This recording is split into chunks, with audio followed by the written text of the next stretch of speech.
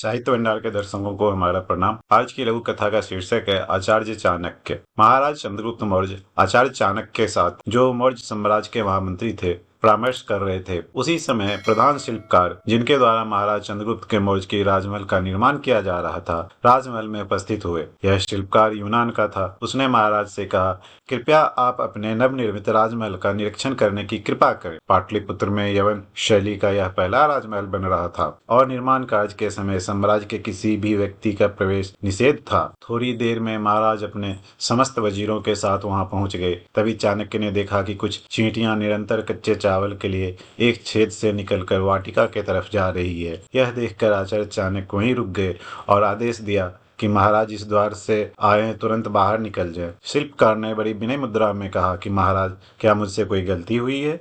महाराज ने कहा कि यह गलती मुझसे हुई है कि हम बिना गृह पूजन किए हुए महल में प्रवेश कर रहे हैं, जो उचित नहीं है। तुरंत पूजा के लिए राजपुरोहित को बुलाया गया। राजपुरोहित ने कहा कि भवन पूजन से पहले भवन को रिक्त करना होगा। शिल्पकार बहुत दुखी हुआ और उसने कहा कि केवल एक बार प्रवेश कर निरीक्षण कर लिया जाए।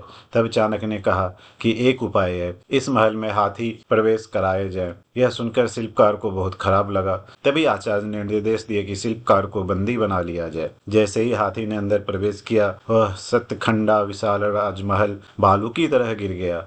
यवनों के सैनिक जो वहां इसी बात की प्रतीक्षा कर रहे थे, कूद पड़े और घमासान युद्ध प्रारंभ हो गया। सारे भवन के सैनिक बंदी बना लिए गए और एक बार फिर आचार्य चाणक्य की बुद्धि और चतुरता से सम्राट चंद्रगुप्त मौर्य का जीवन दान मिला। तो ये थी आज की कथा आचार्य चाणक्य। दोस्तों, अगर आपको हमारी लघु कथाएं पसंद आ रही हो तो हमारे वीडियो को लाइक और शेयर करें तथा हमारे चैनल को सब्सक्राइब करें। धन्यवाद।